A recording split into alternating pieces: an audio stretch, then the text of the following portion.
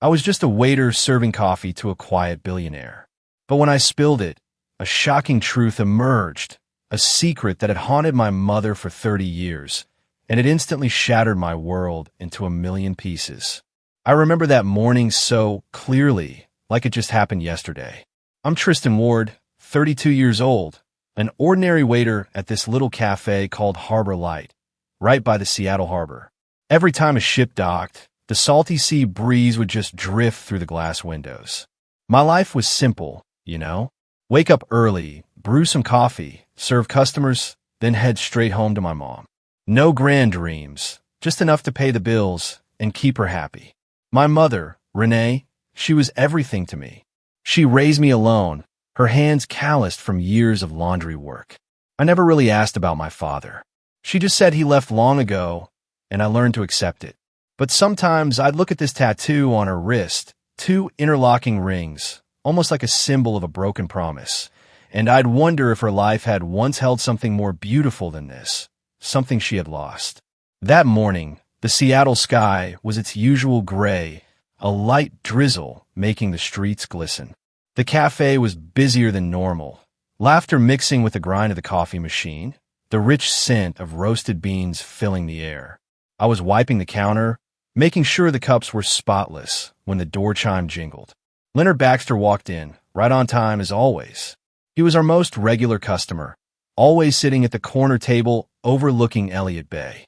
He'd just order black coffee, no sugar, nothing else. He'd just sit there quietly, gazing at the sea, almost like he was pondering the entire world.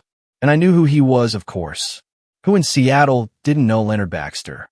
He was a titan of defense and energy industries, the owner of Baxter Arms, a massive empire producing weapons and technology. The press called him the Man of Steel, cold, reserved, rarely smiling, never one for small talk. He was about 70, with snow-white hair and a chiseled face etched with deep lines from decades of power. He always wore a sharp black suit, but he always seemed so lonely, as if the whole world couldn't fill this void inside him. I often wondered why a man that rich chose this little cafe over all the fancier places.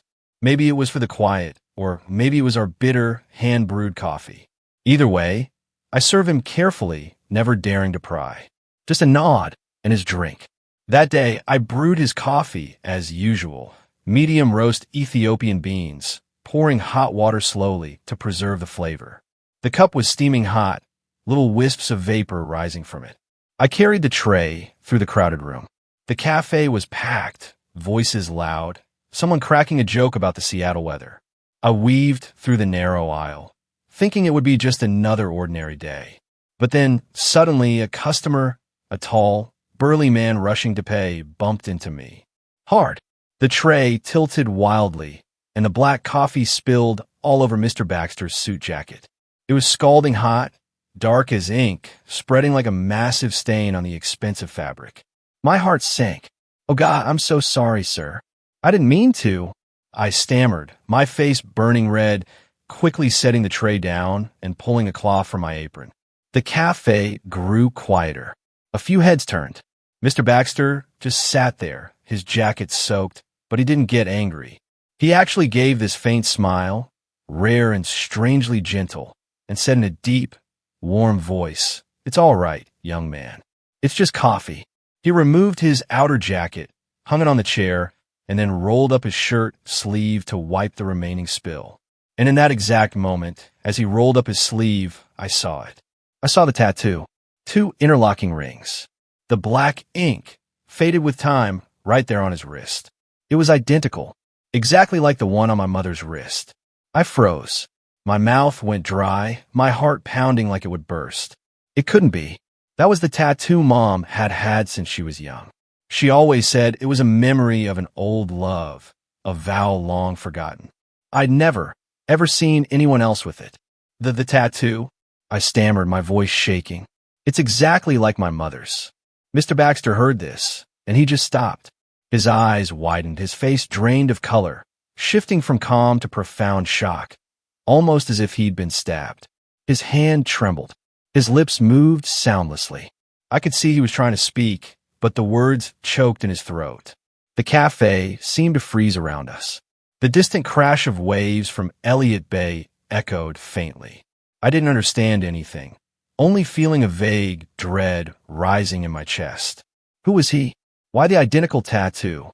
And then, like a dam breaking, pent-up emotions exploded. He collapsed his knees on the floor, right in front of me. Tears streamed down onto the old wooden planks, to everyone's utter astonishment. The cafe fell completely silent. No voices, no clinking cups, just his ragged breathing. My son, he whispered, his voice breaking, his arms clutching my legs. I stood there, frozen, utterly not comprehending what was happening. My heart raced wildly, my mind spinning. In that moment, I felt only one thing. My life had changed forever. It was as if a secret from the past had been dragged into the light, and I wasn't ready to face it. After that moment, the entire cafe remained stunned, as if time itself had frozen. Mrs. Martha, the owner, rushed out from behind the bar, her face pale, asking frantically, "Tristan, what's going on? Mr. Baxter, are you all right?" I tried to help him up, my hands trembling as they touched his shoulder, the shoulder of a powerful man, now frail like any ordinary old man. He struggled to his feet, wiped his tears with his sleeve, then gently gestured for me to sit at a nearby table. His face was still red-eyed, but his voice tried to regain composure. "You sit down, son. I need to ask you a few things." I sat, my legs like jelly.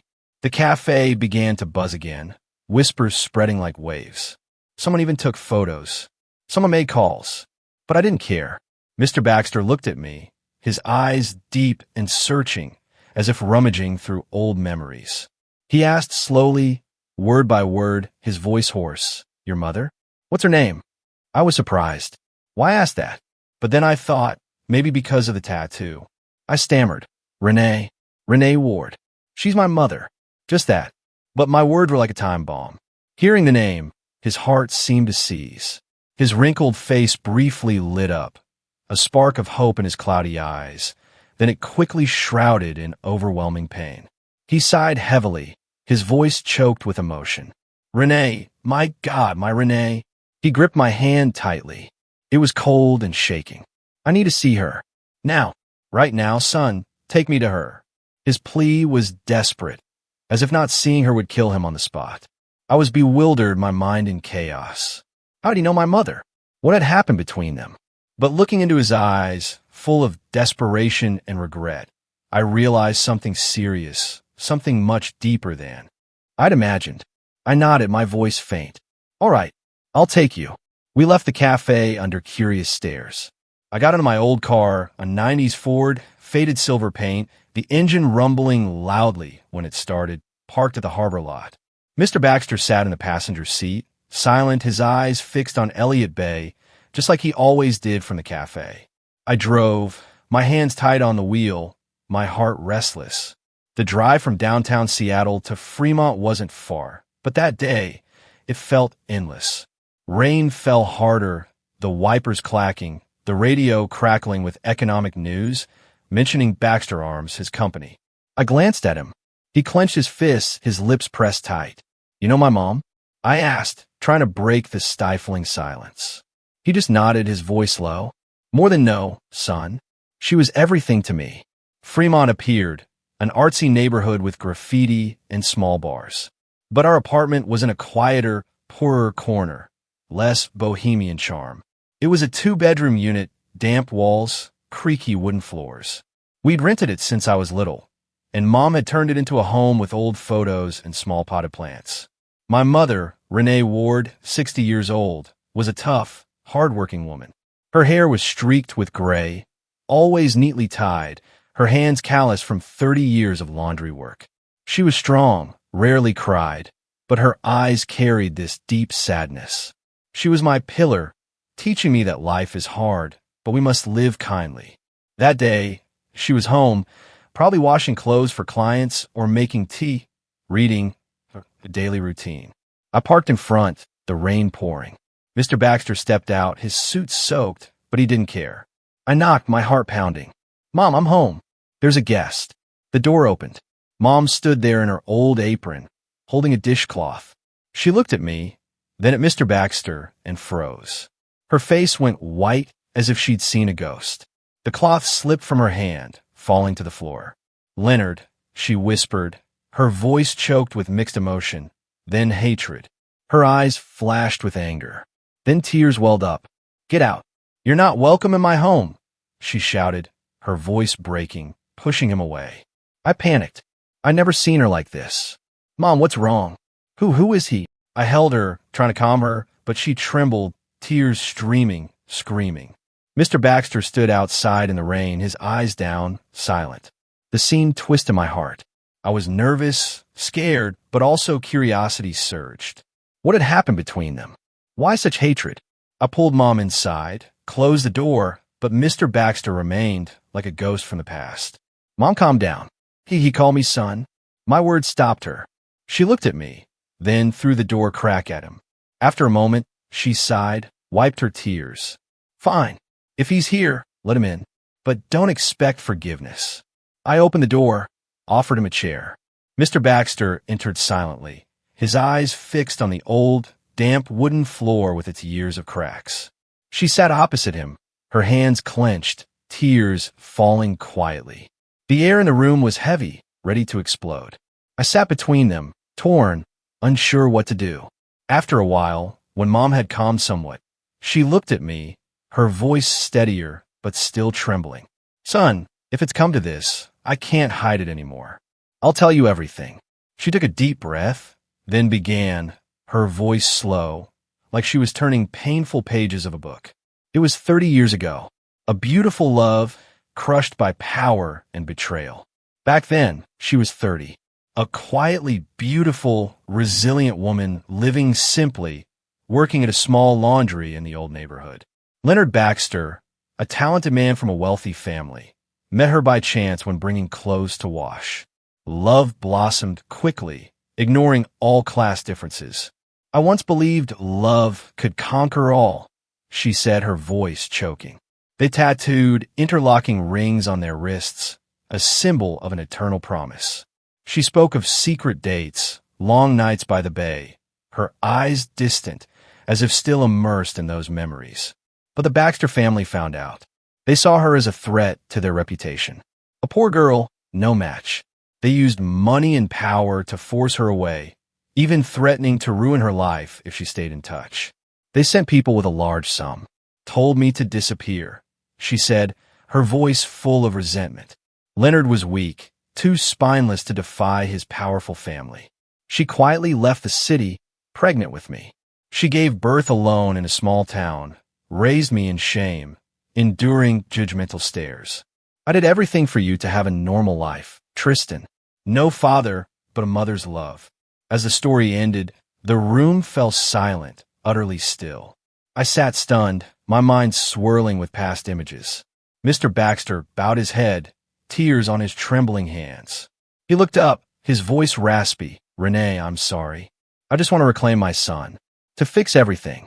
But Renee stood, turned away, her voice cold.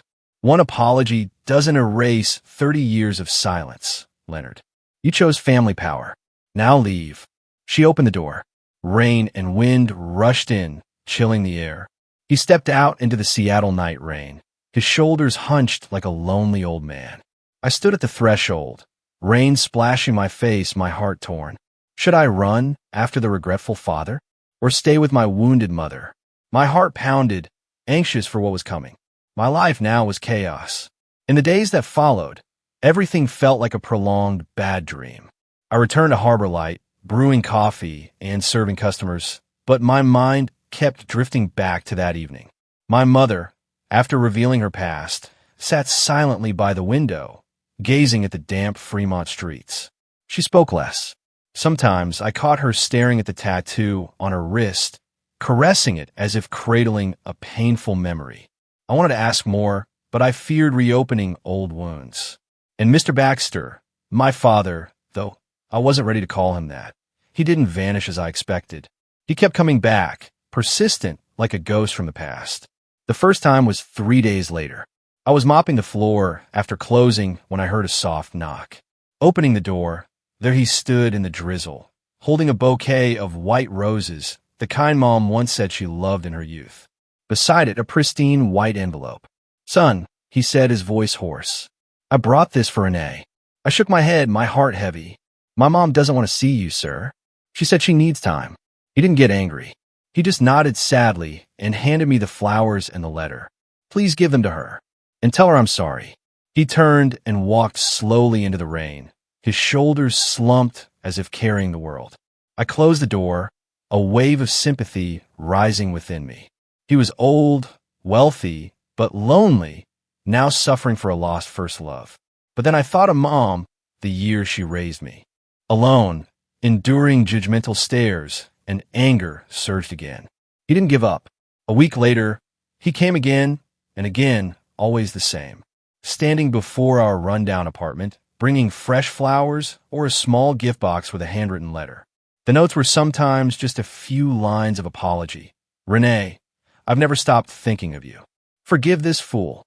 Once, he even included an old photo.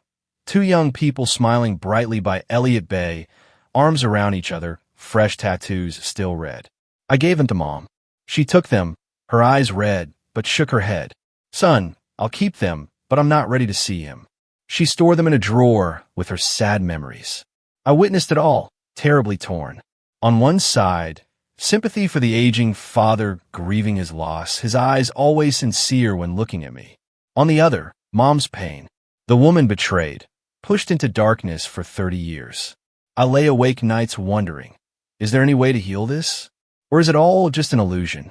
By the way, if you're still with me, make sure to hit subscribe. More unbelievable stories are coming. Occasionally, Mr. Baxter arranged to meet me at the old cafe, Harbor Light, where it all began. The first time he called, his voice weary. "Son, can I see you? Just to talk." I hesitated but agreed. He sat at his usual corner table, ordered black coffee, no sugar, his eyes on the bay. We talked awkwardly at first about Seattle weather, my job. Then he asked about me. "How do you live? Is work hard?" I told him about long shifts, about Mom. And he listened, his eyes lighting up at mentions of her. Is she well? Does she still do laundry?" he asked, his voice trembling. I nodded, shared small stories, and gradually saw no deceit in his eyes, only deep regret, like an unhealed wound. He spoke of his life, building Baxter Arms from nothing, but losing his greatest love. "I was weak, Tristan. I let my family stop me, and now I pay." Those meetings made me anxious, afraid Mom would find out, but also warm. He always asked about her, and I shared just enough, not wanting to hurt her. He didn't just talk, he quietly helped us. A month later, the landlord called, saying 3 months' rent was paid from an unknown account. I knew it was him. Then gifts arrived, premium supplements for Mom, the best for seniors with nutritious food. I brought them home. Mom glanced and shook her head. "Returned all. Son, I don't need pity from him." She wrapped them up and told me to send them back. I did, my heart heavy. He called afterward. "Son, I just want to help. She deserves better." I sighed. "Mom's proud, sir. She doesn't want it." His actions heightened the tension. I was nervous, waiting for Mom's reaction, fearing she'd be angry. I kept secrets, but she stayed silent, and I knew she was struggling inside. Then one morning, everything exploded. I woke early, brewed coffee, scrolled my phone, and my heart stopped. News flooded every outlet. Billionaire Leonard Baxter has illegitimate son living in Fremont. Photos of me at Harbor Light, smiling with customers, now viral. The press dug deep. Defense tycoon's secret son, a poor waiter. I read, my hands shaking. Who took the photos? Who leaked? The cafe got busier, but now with curious stares. Reporters swarmed, blocking the door, bombarding questions. "Are you Baxter's son? What did he leave you?" Passers-by whispered. Some pitted, "Poor kid, just found his dad." Others sneered, probably dreaming of riches now. I stayed silent, kept working, avoided questions. But inside, it was chaos, anxious every time the door chimed, fearing another reporter. From cafe gossip, I heard the Baxter family was in turmoil. His wife, Elaine, and son, Connor, the official heir, were furious. They tried silencing media, hiring lawyers, calling papers, threatening lawsuits. A coworker said. Heard the Baxters are in emergency meetings, the wife screaming. I pictured it. The lavish Baxter Hill mansion, now filled with rage. Mr. Baxter, in that storm, must be lonelier than ever. That night, my phone rang. His number. His voice was tired. Son, don't believe what they say. I'll handle it. That was all. Then he hung up. I sat silent, my heart racing. Pressure from the public and media weighed heavy, not just on me, but Mom. She now feared opening the door, always asking who's there in a trembling voice. She locked tighter, went out less. I don't want them bothering us, she said, her eyes worried. I realized our peaceful life was swept into a storm we never wanted. Morning walks in Fremont now drew strange looks. I worried most for Mom. She'd suffered enough, now facing the past again. My heart tore. Pity for my father. Anger at his family. Fear for the future. This storm, tense and dramatic. Where is it taking us? After weeks of silence, when the media began to quiet down the rumors about the billionaire's secret son, I thought everything might finally settle. I returned to my old routine, brewing coffee at Harbor Light, caring for Mom, and trying to forget Mr. Baxter's handwritten letters still tucked away in a drawer. But then the news hit like an undercurrent. One morning, as I opened my phone and scrolled through the headlines, my heart tightened. Billionaire Leonard Baxter hospitalized with serious heart complications.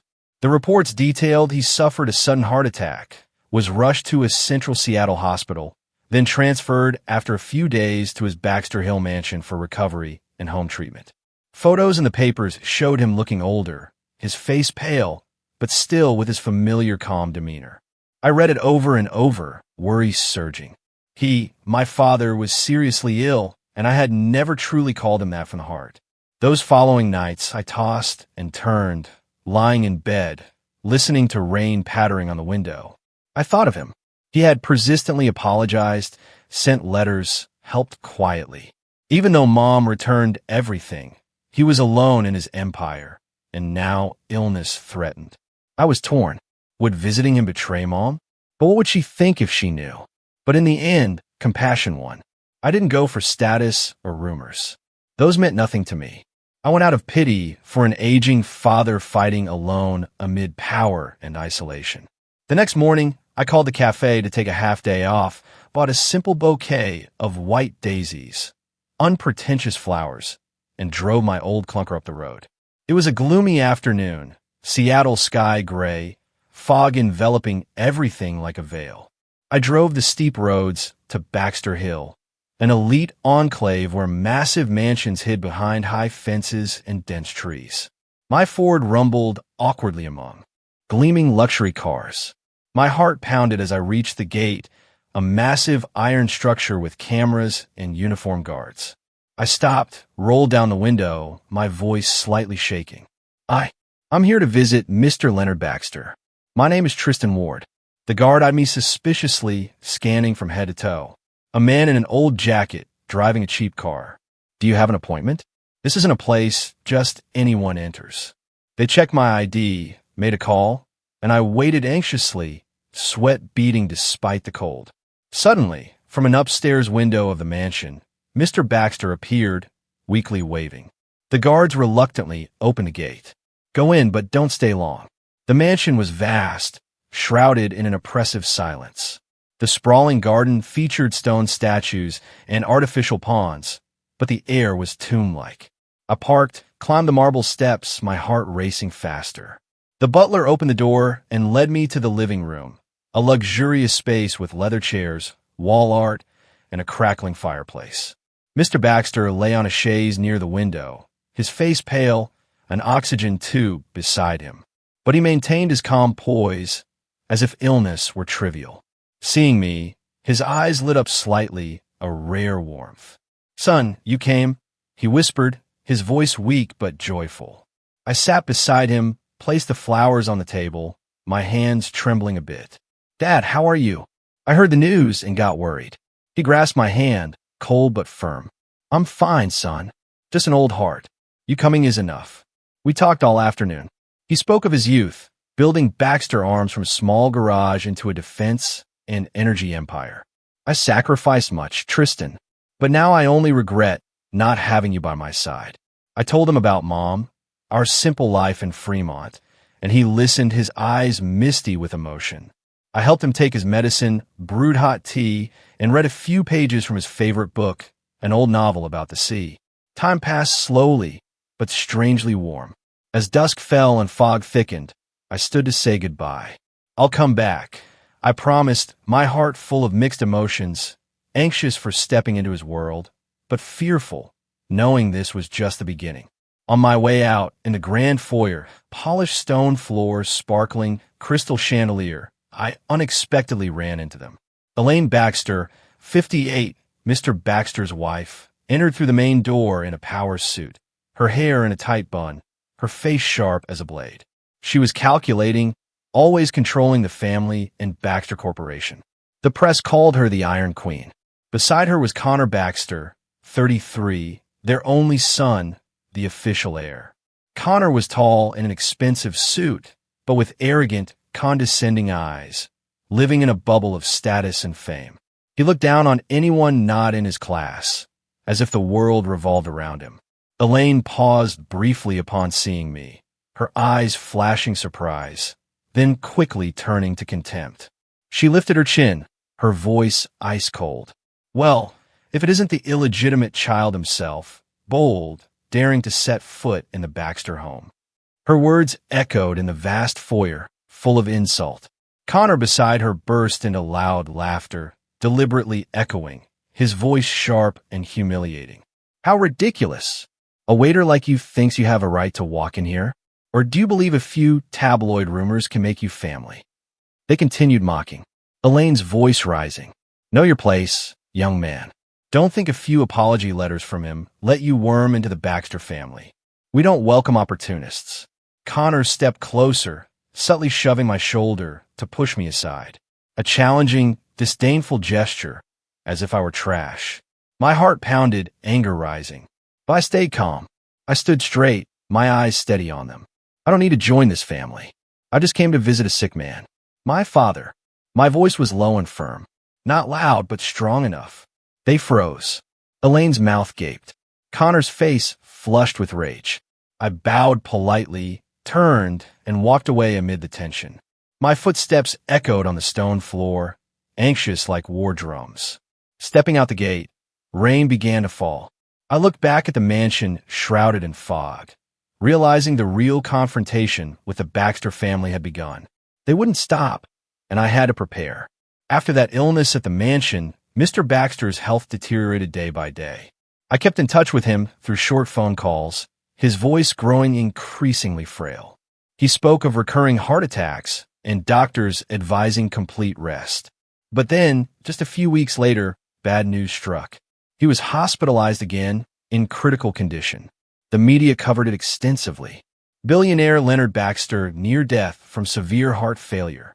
Doctors advised the family to prepare for the worst. Those words spread quickly, sparking a wave of noisy speculation in the press. People buzzed about Baxter Arms' massive inheritance, the heir, and of course, the illegitimate son. I read the news with a heavy heart, not for the fortune, but for him, the father I had just found, now lying in a hospital bed, fighting death. I ignored the rumors and curious stares at Harbor Light. Customers started whispering when they saw me. Hey, isn't that Baxter's son? He's about to get rich. I just forced a smile, kept brewing coffee, wiping tables as if nothing happened. But inside, I was endlessly worried. Every day after my shift, I drove my old clunker to Seattle's Central Hospital, where he lay in a very important person room. A large space filled with beeping medical machines. I sat by his bed, holding his hand, feeling an ice-cold pulse, faint. Mr. Baxter weakened gradually, his face gaunt, his hair whiter. But whenever he saw me, his eyes lit up a bit, like a final spark of hope. Son, you came? He whispered, his voice breaking. I read him a few pages, usually old novels about the sea and life, which he loved. Keep going, son, he said, his eyes closed but smiling. Those moments warmed my heart, but also made me anxious, fearing it might be the last. In contrast, Elaine and Connor only made brief appearances. I saw them a few times entering the room with fake expressions, Elaine forcing a stiff smile, Connor bowing politely, but his eyes full of contempt. They asked superficial questions. How's Dad? What did the doctor say? Then they left quickly, as if just going through the motions. Several times, catching me there, they only gave cold glances, suppressing anger, not wanting to cause a scene in front of Mr. Baxter. I clearly felt the hostility. Elaine clutching her purse tightly. Connor clenching his fists as if holding back rage. They feared he was lucid, feared he'd say something. About me. I didn't care, focusing on him, but anger surged inside. How could they be so indifferent? He was their husband, their father. Their visits made the room's atmosphere heavier, and I waited anxiously, knowing if he passed, everything would explode. The press started spreading wild rumors. Illegitimate son could overturn Baxter Arms' inheritance. They dug into the past, interviewed insiders, speculated about the will. This enraged Connor. I heard on TV he held a brief press conference, his voice shrill. I won't let anyone steal the Baxter fortune. It's our family legacy. He stared into the cameras as if threatening me. My heart went cold, not for the money, which I never dreamed of, but for his blatant greed. His words sparked public frenzy. Social media buzzed, one side supporting me as the lost son, the other mocking the opportunist. I turned off my phone, tried to avoid it all, but the pressure grew. One afternoon, after a tiring shift, I went to the hospital as usual. Mr. Baxter was sleeping. I sat reading beside him. Suddenly, in the hospital hallway, I ran into the two of them. Elaine walked ahead in an elegant black outfit, Connor following with a scowl. She glanced at me, her eyes cold, as if seeing someone beneath her class. A poor waiter daring to linger here. Connor stopped, smirked, and sneered. Oh, it's you again, playing the devoted son to win Dad over? Stop dreaming, kid. The money's mine. His voice was low but venomous, like a hissing snake. My heart raced, anger rising, but I stayed calm, remembering Mom's teaching. Don't stoop low. I bowed slightly, walked away silently. No response. But inside, I was anxious, knowing this was just the start of bigger clashes. That night, returning home, Mom sat at the kitchen table, her face pale. She recounted that morning Elaine and Connor had come, bringing contempt and threats. They knocked hard, son, she said, her voice trembling. Elaine threw a newspaper with my photo on the table. Headlined, Baxter's secret son could inherit billions, and told us to stay away from the Baxters. You're just the past. Don't dream of intruding, she said sharply. Connor stood behind, a cold smile, calling me the bastard son chasing inheritance, and Mom someone without status who wouldn't get a penny. His words cut like knives, full of insult. Mom said she was terrified then, her heart pounding, hands ice cold, but she stood tall, looking them in the eye. You leave, she said firmly. Elaine, seeing this, clutched her bag and turned away. Connor grumbled, following with a threat. You'll regret this. Her voice was calm retelling it, but I saw her hands still shaking, the calloused fingers from years of laundry now gripping the table edge. I hugged her, my heart aching. How dare they come here and assault my mother? She had suffered enough. 30 years alone, now dragged into this whirlwind again. That night, I sat watching Mom doze off in her chair, her breathing steady but her face still anxious. I realized the inheritance war I never wanted had truly begun, and this storm would sweep both of us into an unavoidable vortex. My heart raced, anxious, thinking of what was coming. Mr. Baxter fading, the will hanging in the balance, and that family doing anything to eliminate us. 3 days later, Mr. Baxter's condition suddenly worsened. I was at Harbor Light, brewing coffee for the afternoon shift, when my phone rang. A call from the hospital. The doctor's voice was cold but urgent. Mr. Baxter is critical. He's asking to see you immediately. My heart stopped. I dropped the tray, asked for emergency leave, and sped through Seattle's drizzling streets. The hospital loomed ahead, neon lights flickering under the gray sky, and I rushed through the corridors, the antiseptic smell overwhelming. His room was crowded with doctors and nurses, machines beeping relentlessly, the air heavy like a dark cloud. He lay there, his skin pale, his eyes cloudy, but it seemed he was waiting for just one person, me. A nurse signaled me in, and I approached, taking his hand. It was ice cold, his pulse faint, like a fragile thread. "Dad," I whispered, my voice trembling, calling him that for the first time without hesitation. He gave a weak smile, his eyes fixed on my face as if memorizing a final image. Then he quietly passed, his eyes closing peacefully, leaving me sitting there, tears streaming. News of Mr. Baxter's death spread like a tsunami through the media. Headlines screamed, "Billionaire Leonard Baxter dies at 70. Who inherits the massive fortune?" From CNN to the local Seattle Times, coverage was relentless, analyzing Baxter Arms, his life, and of course, the illegitimate son, me. My phone rang nonstop. Reporters blocking the cafe and our home, bombarding questions. "How do you feel? Did he mention the will?" I turned off my phone, locked the door, tried to escape it all, but my heart was empty, aching unbearably. He was gone. The father I had just found, and I hadn't said everything I wanted. Memories flooded back. The spilled coffee at the cafe, the interlocking ring tattoos, the regret-filled letters. I sat alone in our Fremont apartment, staring at the rainy street, tears falling endlessly. Mom hugged me, crying too. "Son, he's at peace now, but we must be strong." Elaine quickly announced the funeral would be private at St. Helena's, a historic church on Seattle's outskirts, for family and close financial associates only. The press reported, "Closed funeral, no public access." I read it with a heavy heart. Will we be invited? Then an envelope arrived from his office, inviting Mom and me. It was his wish, the butler confirmed by phone. We decided to go, not for status, but to say a final goodbye. Mom hesitated. "I'm afraid to face them, son." But then she nodded firmly.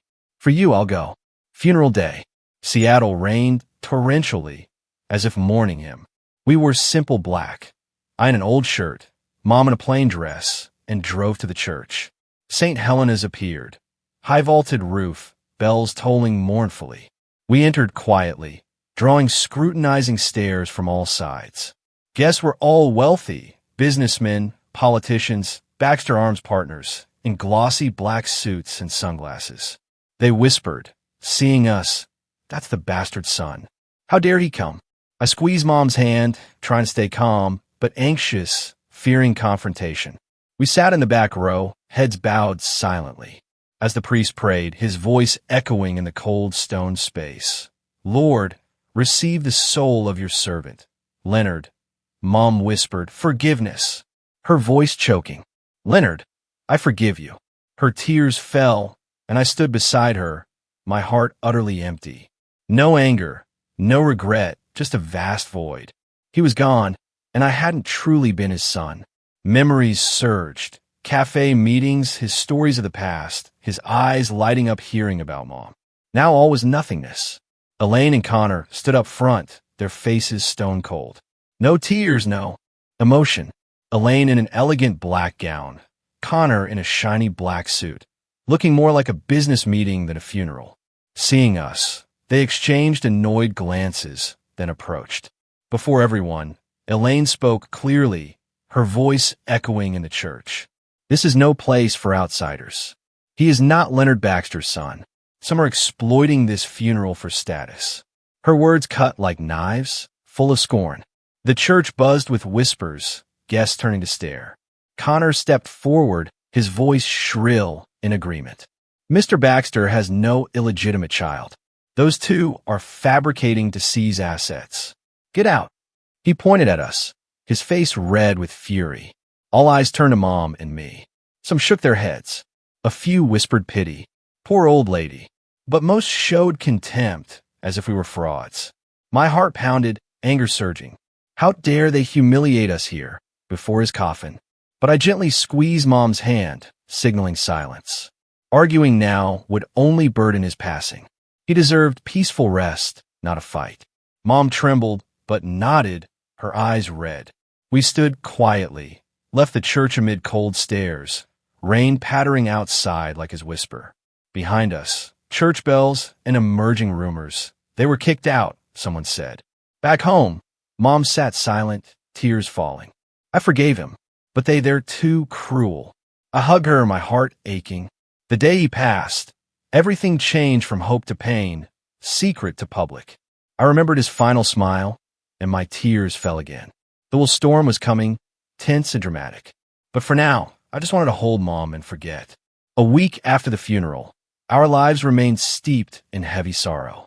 I returned to Harbor Light, mechanically brewing coffee, but my mind kept wandering back to St. Helena's Church. The whispers, the contemptuous stares, and Elaine and Connor's insults. Mom went out less, sitting by the window, watching rain pattering on Fremont streets, her fingers tracing the interlocking ring tattoo. She tried to be strong, but I saw her weakening, skipping meals, sleepless nights. I worried for her, for myself, and for what was coming. The press wouldn't let go. Billionaire Baxter's will. Who inherits the empire? They speculated wildly, and each read made my heart pound. I never thought of money. I just want to know what he thought of us in his final days. One morning, the phone rang in our small apartment. I was making tea for Mom, holding a steaming kettle, when an unknown number appeared. I answered, my voice shaky. Hello. A middle-aged man's voice, polite but serious. Hello, Tristan Ward. This is Miller and Green, Mr. Leonard Baxter's personal attorneys. We invite you and Mrs. Renee Ward to the will reading this afternoon. My heart tightened, anxiety surging. Will, the word like a ticking bomb. I stammered, yes, we'll be there. Hanging up, I turned to Mom at the table, my eyes wide. Who was it, son? I explained slowly, and she shook her head immediately. I'm not going. I don't care what he left. It's all the past. I understood her pain. 30 years pushed aside, now dragged into power games. She was afraid. Afraid of facing Elaine and Connor. Afraid of rumors. But I persuaded her, sitting beside her, holding her hand. Mom, I don't want money either, but I want to know what Dad thought in his last days. He regretted it. He tried. Let's go to say goodbye one last time. She looked at me long, tears on her wrinkled cheeks. She sighed. All right, for you. We prepared, dressing simply. I had an old black shirt, Mom in a plain black dress, and drove to Miller and Green in downtown Seattle. Streets crowded, light rain. My heart beating faster than ever, anxious about what we'd hear, their reactions. The office was in a gleaming high-rise, oppressively luxurious. As Mom and I entered the conference room, a spacious area with a long wooden table, leather chairs, a faint coffee scent, Elaine and Connor were already waiting. They froze, not expecting us to be invited. Elaine, sharp-featured, her hair in a tight bun, in a powerful black suit, paused a second, her eyes flashing surprise.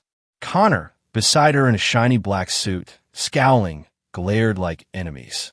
But Elaine quickly composed herself, flashing a thin, fake smile.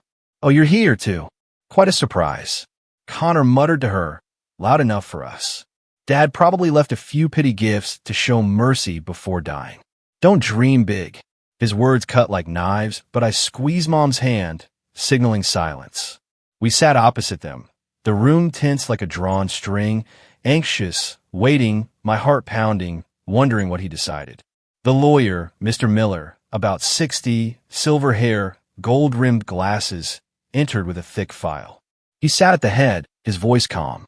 Thank you for coming. We will now read Mr. Leonard Baxter's official will. He opened the file, reading clauses slowly, evenly. Everyone was silent. Only the soft rustle of pages in the elegant space, like a countdown clock. He read about charities, company employees, minor assets. All listened. Elaine clenched her hands. Connor tapped his fingers. I looked at Mom, her head bowed, her eyes red, anxiety rising. I wondered, what did he leave us? A final apology? At the end, the room nearly exploded in silence. Mr. Miller's voice rang out. All assets, shares, and real estate of Leonard Baxter are legally transferred to Tristan Ward and Mrs. Renee Ward. I froze, my ears ringing. Everything. Baxter Arms empire, mansions, bank accounts, all to us. The lawyer continued. Mrs. Elaine Baxter and son Connor Baxter received symbolic assets. An Oregon vacation home worth about $5 million and $2 million cash. The room fell dead silent. Elaine froze, her hand white-knuckling her glass, her face ashen. Connor jumped up, slamming the table with a thud, his face red with rage. What? This is a joke. The old man went mad. They hurled insults. Elaine's voice shrill. Those two manipulated him when he was sick. What did you do? I'll sue. Take it all back. Connor pointed at me. You bastard. Don't think you'll steal from me. Chaos erupted, chairs toppling, shouts echoing. I stayed calm, though my heart was racing. I helped Mom stand. She trembled, her eyes wide in shock. I bowed. Thanks to the lawyer. Thank you, sir. Then we left slowly down the hall, leaving behind toppled chairs and angry shouts in the sealed room. Elaine screamed, You'll regret this. Connor slammed the table again. Outside, rain heavier. We got in the car, my mind chaotic. Massive fortune, but no joy. Only heaviness, anxiety for the coming fight. Before leaving, the lawyer ran after us, handing a sealed envelope. Mr. Baxter wanted this given to you after the reading. Open it at home. That night, in our small Fremont apartment, under the warm yellow light, I opened it. Inside, a handwritten letter, his shaky script, and a DNA test confirming I was Leonard Baxter's biological son. My heart tightened, tears falling as I read the letter. My dear son, I regret the past, losing you and Renee. My final days with you were the most peaceful. No power, no ambition, just belated love. He explained, I leave the assets not to atone, but because I trust you with your kindness and clarity to protect the Baxter legacy from those who would turn it into a tool of greed. Use it for good, son. Finishing, I sat stunned. The yellow light flickered on the trembling letter, and for the first time, I felt the pain, the loss, and the love of a father. Late but sincere. Just a few days after the will reading, major Seattle newspapers simultaneously splashed sensational headlines. Baxter Corporation faces massive asset dispute. Shocking will leaves everything to illegitimate son. I woke early, brewing coffee in our small Fremont apartment when my phone buzzed incessantly. Opening it, the screen was flooded with notifications. The Seattle Times, The Stranger, even local CNN. They wrote about us like a Hollywood drama. Illegitimate son unexpectedly inherits billion-dollar empire. Rumors spread like wildfire, claiming I, Tristan Ward, had exploited my dying father to seize the fortune. He sat by the bedside, whispering sweet nothings. One article wrote, with a stolen photo of me outside Harbor Light. My heart tightened, anger surging, but also fear. How did they know? Who leaked it? I never dreamed of money. I just wanted a peaceful life with Mom. But now we were thrust into the storm center. Elaine and Connor didn't sit idle. They hired top attorneys from a leading New York firm and held a press conference the next afternoon. I watched on TV, sitting with Mom in our cramped living room. Elaine stood at the mic, heavily made up, her voice icy. This was invalid. Leonard Baxter was not of sound mind, emotionally manipulated by a stranger. She stared into the camera as if at us. We will fight to the end to protect the family legacy. Connor, beside her, scowling, echoed, It's a scam. How can a broke waiter be his son? We'll prove it. They presented fabricated evidence, statement from a close doctor claiming cognitive decline. Mom tremblingly turned off the TV.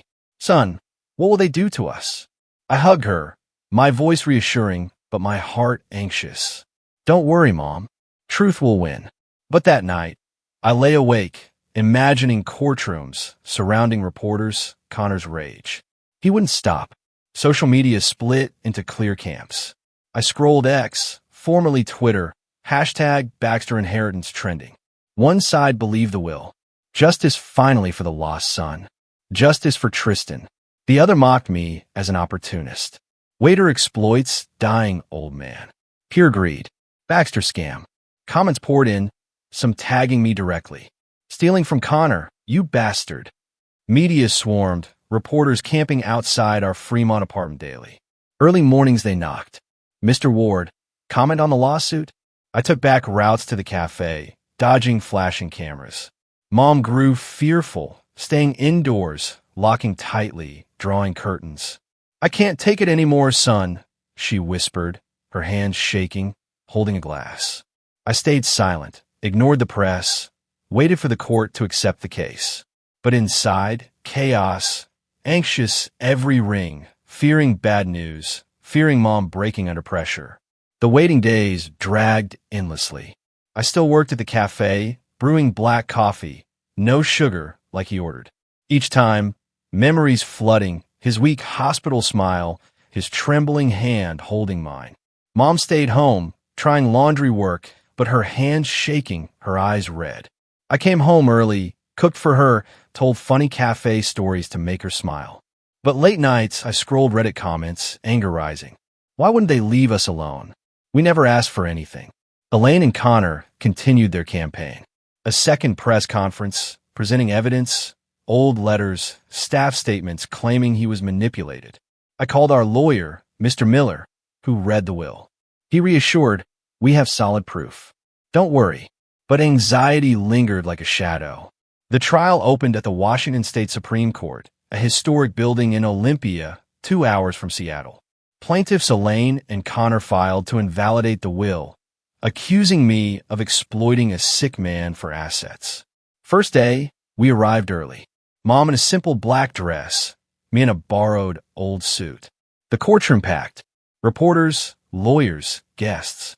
Elaine sat opposite, her face ice cold, Connor beside her, glaring hostilely. The judge gavelled. Trial begins. Their lawyer, a sly veteran, presented. Mr. Baxter had severe heart failure, not lucid. Tristan Ward exploited, coerced the will. They submitted evidence, medical reports, doctor statements. My heart pounded, anxious, waiting our turn.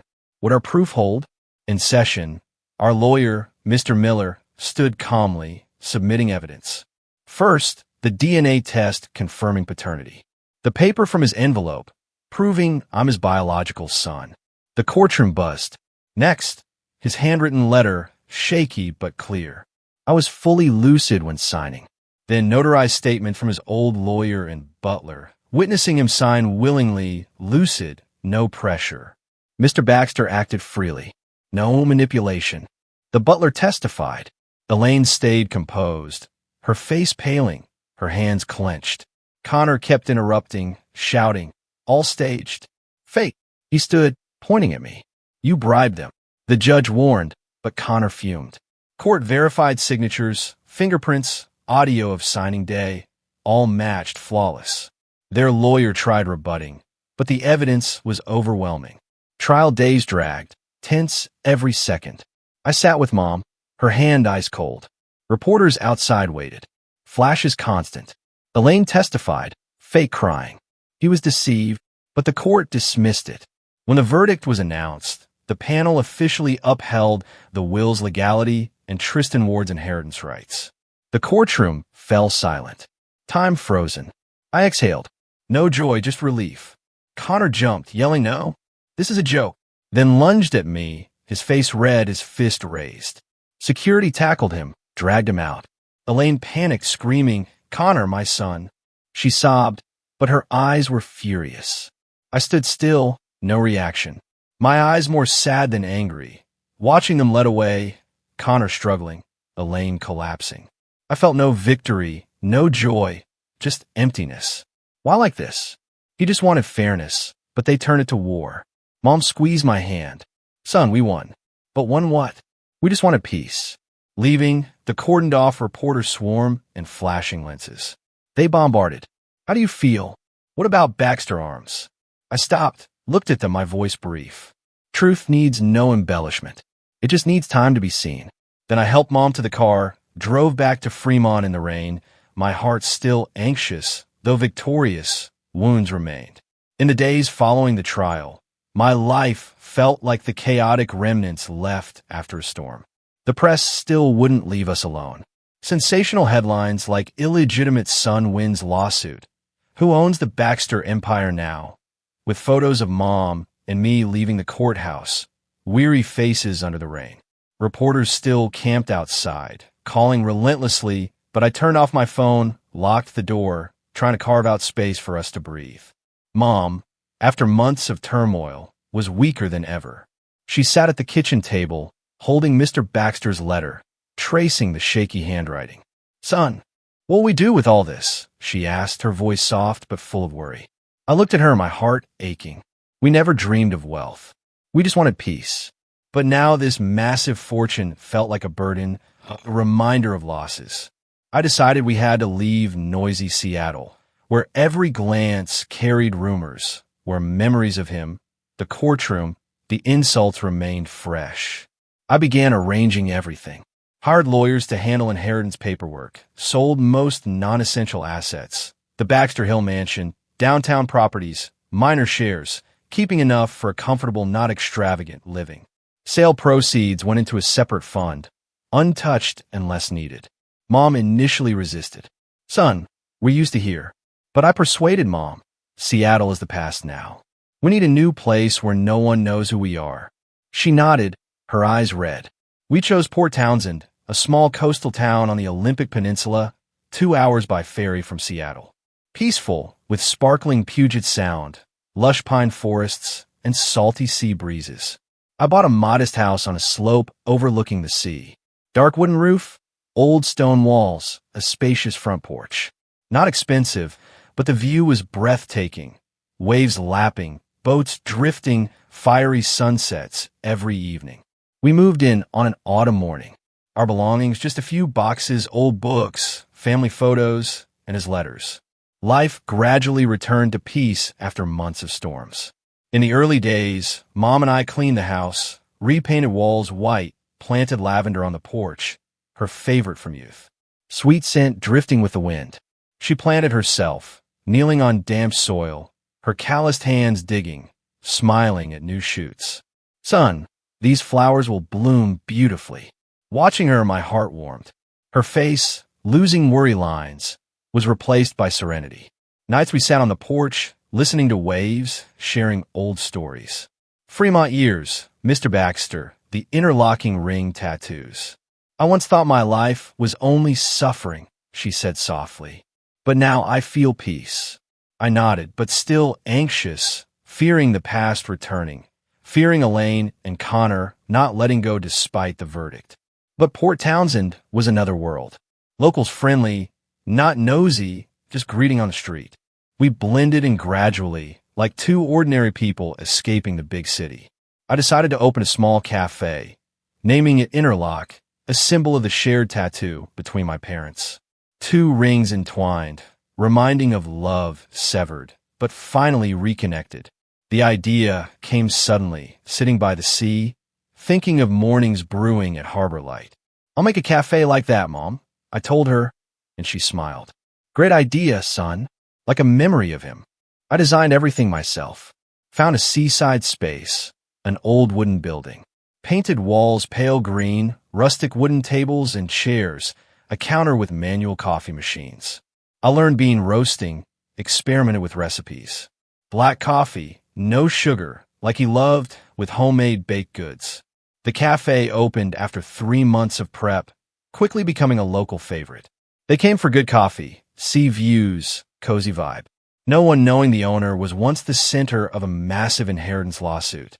"Nice place, buddy," a local fisherman said, sipping espresso. I smiled, strangely joyful. This was the life I wanted. Simple, no power. Every morning, Mrs. Renee helped brew coffee, arrange pastries, chat with regulars. She rose early, a clean apron, her hands deftly stacking toast, homemade croissants. "How's the coffee today, ma'am?" customers asked. And she beamed. "Great, dear. Try it." Her face brightened after years of gloom, wrinkles softening, eyes sparkling, humming softly while working. Watching from the counter, gratitude filled me. "Happy, Mom?" I asked one quiet afternoon. She nodded. "Very, son. Haven't felt this in so long." Those moments erased anxiety, forgetting Elaine, the court, just small joys. But late nights, I remembered him. His letters' words, "Do good." And I decided to act. I used part of the inheritance to establish the Leonard Foundation, supporting single mothers and orphans, extending the regret and love he left. The idea from his letter. Protect legacy from ambition.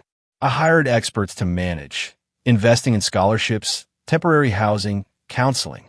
The foundation started small, but expanded quickly, helping dozens of mothers like mine once was, raising children alone in hardship.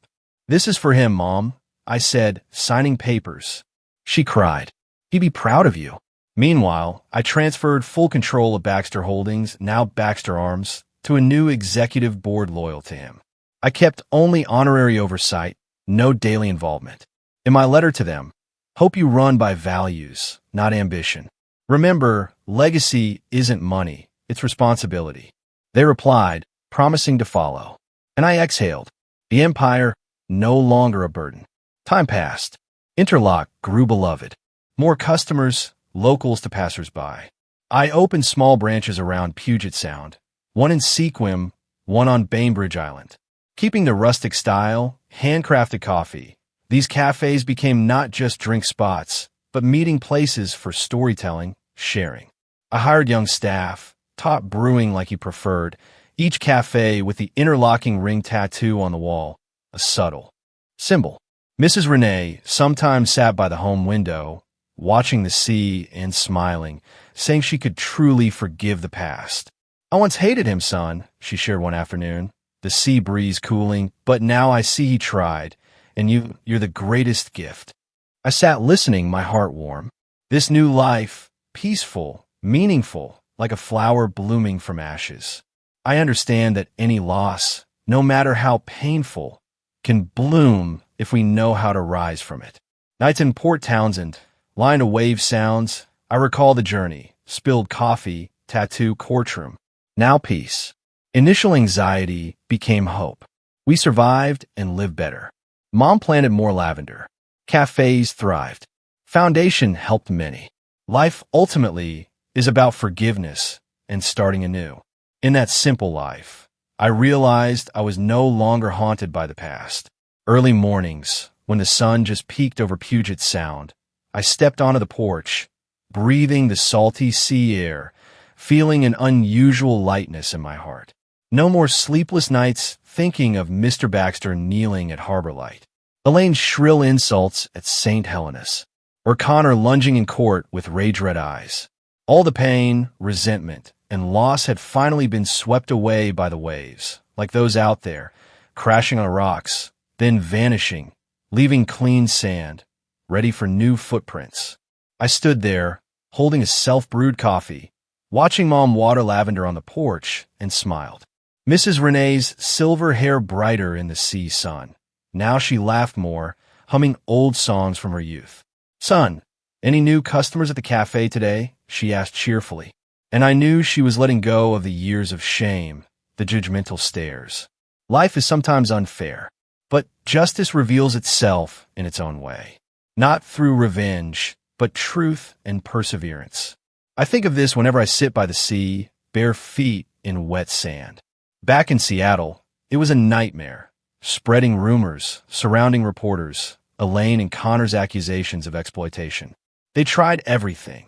Press conferences, expensive lawyers, even anonymous threatening calls to overturn the will. But truth is, as Mr. Miller said in court, it needs no embellishment. It just needs time to surface, like waves receding to reveal hidden shells. I never sought revenge. No countersuits, no media smears, just silence, steadfast with evidence. The DNA paper, his handwritten letter, the butler's testimony. Now in Port Townsend, I realize true justice isn't winning the case, but living on without hatred's burden. Elaine and Connor vanished from our lives after the trial, perhaps living with their symbolic share. I understand hatred can't heal wounds. Only forgiveness lets us reclaim ourselves. Forgiveness isn't for others, but to free your own heart. I learned this from afternoons on the porch with Mom. Mrs. Renee, pushed aside from Mr. Baxter's life and enduring 30 years of silent shame, now spoke of him gently. "I hated him so much, son," she shared one evening, the sunset blazing over the sea. "Hated him for choosing power over us. But that hate only hurt me more. Forgiving lightened me, not because he deserved it, but because I deserved peace." Her words were a life lesson, echoing in me. I once raged at Elaine and Connor, their sneers at the mansion, the hospital, the funeral. But gradually, in Port Townsend, I let go. Forgave them. Forgave him for past weakness. Forgave myself for hesitation. My heart is freer. No more anxiety. A mother's love, no matter how wounded, is the only thing that lifted me through the storm. She taught me kindness is never weakness. Mom is the living proof. In the Fremont years, she raised me alone, her hands calloused from laundry, enduring contempt without complaint. She taught, son, kindness isn't weakness, it's strength. It keeps you standing when everything collapses. In Port Townsend, that love shone clearer. She helped at the cafe, chatting with customers, fishermen, tourists, local single moms, with warm smiles. Once, a young mother shared her struggles raising a child alone, and Mom listened, then gave her free coffee. You're so strong, dear. I was like you, but it gets better. Her words moved me. Recalling nights she cried secretly in Seattle, but still comforted me. That love pulled me up after court, funeral, every loss. Without her, I might have crumbled under pressure. Money can buy power, but not lost trust or time. My father's true legacy isn't bank accounts, but lessons in honesty and responsibility. I ponder this, gazing at the glowing interlock sign, and I see sunlight. The vast fortune from Mr. Baxter, billions, Baxter Arms shares. Once a burden, but now clear. Money is a tool. It buys mansions, luxury cars, but not the 30 years he missed with me, not the trust Mrs. Renee lost. His true legacy is his letter, regret, faith in my kindness. I use the money responsibly. The Leonard Foundation helped hundreds of single mothers, scholarships for their kids, temporary housing, job counseling. Once a mother wrote, "Thanks. You saved our lives." My heart warmed, knowing this redeems him, through me. For Baxter Arms, I oversee remotely, ensuring a clean tech focus, not ambitious weapons. Money now bridges good, not power. Like Elaine thought, I spend the rest of my life spreading this, helping the vulnerable, funding single mothers, repaying what I received. Years in Port Townsend flow peacefully, but I don't stop. The Leonard Foundation expands a Seattle branch, charity partnerships, vocational training for orphans. I speak, not boasting, but sharing, from waiter to heir, loss to peace. Life gives lessons, I say at a conference, and we must give back. Mom, proud. You did well. Mrs. Renee finds true peace. Afternoons, she sits on the porch, watching the sea and smiling. The smile of one who finally forgave those who hurt her. I thought I'd hate forever, but the sea washed it away, she says, tracing the tattoo. Tristan, behind the counter, watching interlock sparkle in sunlight, understands every loss has meaning if we rise from it. Cafe mornings, customer laughter, roasting coffee scent. I feel it clearly. The spilled coffee years ago was the start, the tattoo linking past, the court teaching resolve, the sea teaching forgiveness.